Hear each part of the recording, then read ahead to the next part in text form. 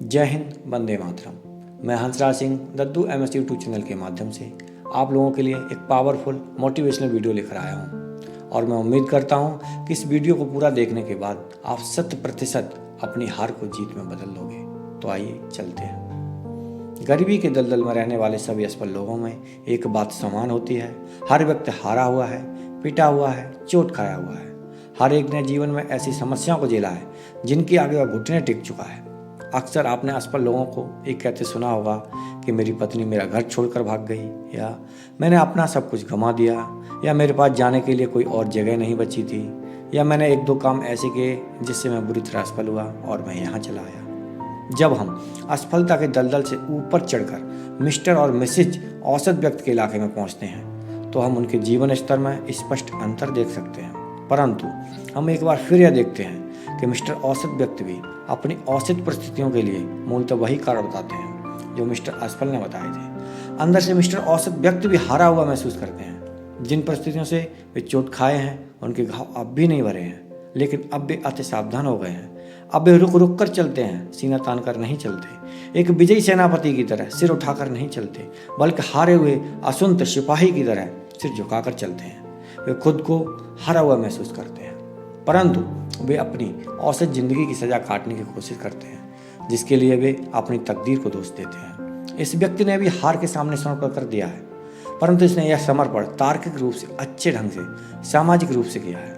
अब हम जब सफलता की कम भीड़ वाली दुनिया में ऊपर चढ़ते हैं तो हम देखते हैं कि यहाँ भी हर तरह की पृष्ठभूमि से आए लोग मौजूद हैं। हर क्षेत्र के चोटी के लोगों को देखने पर हम पाते हैं कि ये लोग भी गरीब घरों, अमीर घरों, बिखरे हुए परिवारों, मजदूर परिवारों और झोपड़ियों से, यानी हर पृष्ठभूमि से आए हैं। समाज का नेतृत्व करने वाले ये लोग हर उस कठिन परिस्थिति को झेल चुके हैं जिसकी हम कल्पना कर सकते हैं। हर मामले में मिस्टर असफल, मिस्टर औसत और मिस्टर सफल में समानता हो सकती है, चाहे वह उम्र हो, बुद्धि हो, पृष्ठभूमि हो या कोई और चीज़ जो आपके दिमाग में आए। इन सभी बातों में, इन लोगों में कोई अंतर नहीं होता, परंतु इनमें एक बड़ा फर्क होता है। इन लोगों का हार के बारे में नजरिया अलग अलग होता है। जब मिस्टर असफल गिर जाते हैं तो दोबारा नहीं उठ पाते, वे वहीं पड़े रहते हैं, कराहते हुए, अपनी चोट को सहलाते हुए। मिस्टर औसत अपने घुटनों के बल बैठ जाते हैं और रेंगने लगते हैं, और जब वो थोड़ी दूर पहुंच जाते हैं तो फिर उठकर दूसरी दिशा में दौड़ लगा देते हैं ताकि वे दोबारा ना गिरें। परंतु मिस्टर सफल जब गिरते हैं तो उनकी प्रतिक्रिया भिन्न होती है। वे तत्काल उठ खड़े होते हैं, सबक सीखते हैं, गिरने की बात भूल जाते हैं और ऊपर की तरफ बढ़ने लगते हैं। आप महान लोगों की जीवनियाँ पढ़ें और आप यहाँ भी पाएंगे कि ये सभी लोग किसी न किसी मोड़ पर अपनी असफलताओं के सामने घुटने टेक सकते थे, या इसके बजाय ऐसा करें, अपनी कंपनी के प्रेस्टीज की पृष्ठभूमि जानें, या अपने शहर के मेयर की या किसी ऐसे व्यक्ति को चुन लें जिसे आप सच में सफल मानते हो। जब आप गहराई में जाएंगे तो आप पाएंगे कि इस व्यक्ति ने बहुत बड़ी असली बाधाएं पार की हैं और तब जाकर वह सफल हुआ है। बिना विरोध, मुश्किलों और असफलताओं के बड़ी सफलता हासिल करना संभव नहीं है, परंतु यह संभव है कि आप इन असफलताओं को आगे बढ़ने की प्रेरणा बना लें। आइए देखें ऐसा किस तरह किया जा सकता है। जब हम असफल होते हैं तो हम भावनात्मक रूप से इतने दुखी और विचलित हो जाते हैं कि हम उससे सबक सीखना भूल जाते हैं। हम हार को जीत में बदल सकते हैं। हार केवल एक मानसिक स्थिति है, इससे ज़्यादा कुछ नहीं।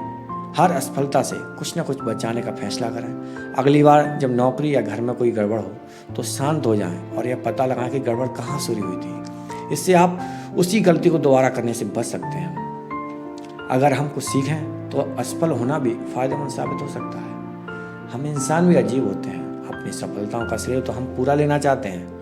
जब हम जीतते हैं तो हम पूरी दुनिया को इस बारे में बताना चाहते हैं। यह स्वाभाविक है कि हम लोगों के मुंह से सुनना चाहें, यही वह व्यक्ति है जिसने इतना बड़ा काम किया है, परंतु अपनी असफलता का श्रेय व्यक्ति तत्काल किसी दूसरे के मत्थे मर देता है। जब सामान नहीं बिकता तो सेल्समैन ग्राहकों को दोष देते हैं। अफसरों के लिए स्वाभाविक है कि वे गलत काम होने पर कर्मचारियों या दूसरे अफसरों को आप दोष देते हैं। घरेलू लड़ाइयों और समस्याओं के लिए पति अपनी पत्नियों को दोष देते हैं और पत्नियां अपने पतियों को।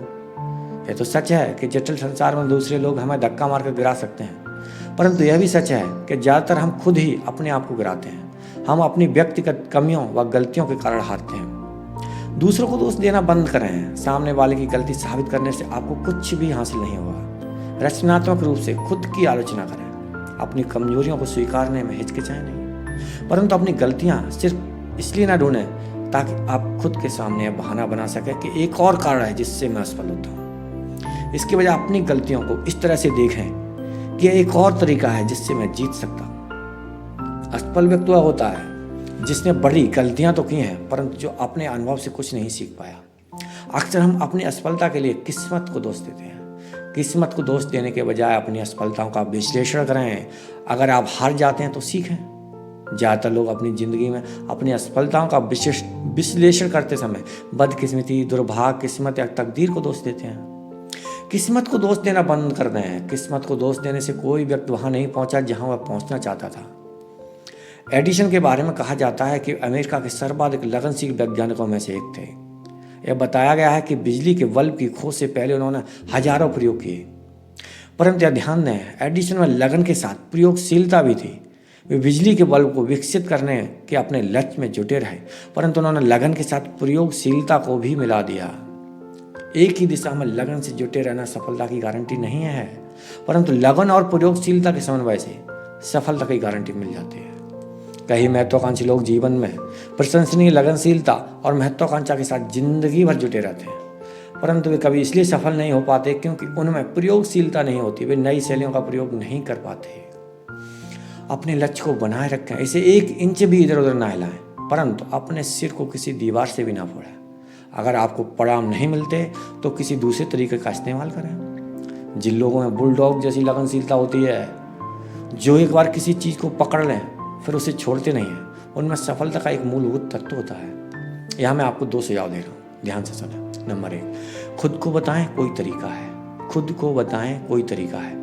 विचारों में चुंबकीय शक्ति होती है। जैसे ही आप खुद को बताते हैं कि मैं हार गया हूँ, इस समस्या से नहीं जीत सकता हूँ, आप नकारात्मक विचारों को आकर्षित करते हैं और इनमें से प्रत्येक विचार आपको यह विश्वास दिलाता है कि आप सही हैं, कि हाँ आप वास्तव में हार चुके हैं। इसके बजाय यह विश्वास करें कि समस्या को सुलझाने का कोई तो रास्ता होगा और तत्काल आपके दिमाग में सकारात्मक विचार आने लगेंगे, जिससे आपको समस्या सुलझाने में मदद मिलेगी। कोई ना कोई तरीका तो होगा। यह सोचना सचमुच महत्वपूर्ण है। मनोवैज्ञानिक और सामाजिक कार्यकर्ता कहते हैं कि कोई शराबी तब तक शराबी ही बना रहेगा जब तक उसे यकीन ना हो जाए कि वह शराब की आदत छोड़ सकता है। जब आप मानते हैं कि कोई ना कोई तरीका तो होगा, तो आप अपने नकारात्मक ऊर्जा यानी चलिए हम छोड़ देते हैं, हम हार मान लेते हैं, कुछ सकारात्मक ऊर्जा हमें आगे बढ़ना चाहिए, हमें जुटे रहना चाहिए, में बदल देते हैं। कोई भी समस्या मुश्किल तब तक पहाड़ जैसी लगती है जब तक आप इसे पहाड़ जैसा समझोगे। अगर आप मानते हैं कि ये नहीं सुलझ सकती तो ये सचमुच नहीं सुलझेगी। विश्वास रखें कि यह सुलझ सकती है और इसके बाद आपके मन में इसके समाधान अपने आप आने लगेंगे। यह संभव है, ऐसा कभी ना तो कहें ना ही सोचें। नंबर 2, पीछे हटें और फिर से शुरू करें। पीछे हटें और फिर से शुरू करें। अक्सर हम इतने लंबे समय तक किसी समस्या के इतने करीब रहते हैं कि हम नए समाधान या नए तरीके नहीं देख पाते। जब आपकी राह में बाधा आए तो पूरे प्रोजेक्ट को कूड़ेदान में ना डाल दें। इसके बजाय पीछे हटें, मानसिक रूप से खुद को तरोताज़ा कर लें, संगीत सुनें या टहलें या झपकी लें। इसके बाद जब आप उस समस्या का समाधान करेंगे तो आपको सोचने से पहले ही आपके सामने इसका समाधान अपने आप आ जाएगा। याद रखें, आप किसी भी परिस्थिति में वही देखते हैं जो आप देखना चाहते हैं।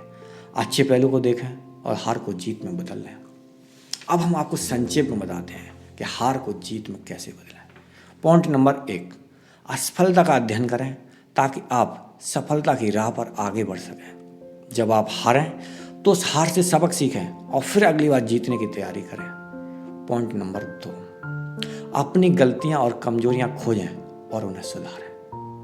पॉइंट नंबर 3, किस्मत को दोष देना बंद कर दें। हर असफलता का विश्लेषण करें, यह पता लगाएं कि गलती कहाँ हुई थी। याद रखें, तकदीर को दोष देने से कोई व्यक्ति वहां नहीं पहुंचा जहां वह पहुंचना चाहता था। पॉइंट नंबर 4, लगनशीलता के साथ प्रयोगशीलता का समन्वय कर लें। अपने लक्ष्य को बनाए रखें, परंतु पत्थर की दीवार से अपना सिर न टकराते रहें। नई शैलियों का प्रयोग करें, प्रयोगशील बनें। पॉइंट नंबर 5, याद रखें, हर स्थिति का एक अच्छा पहलू होता है। इसे खोजें, अच्छे पहलू को देखें और आप एक बार फिर उत्साह से भर जाएंगे। जय हिंद, वंदे मातरम।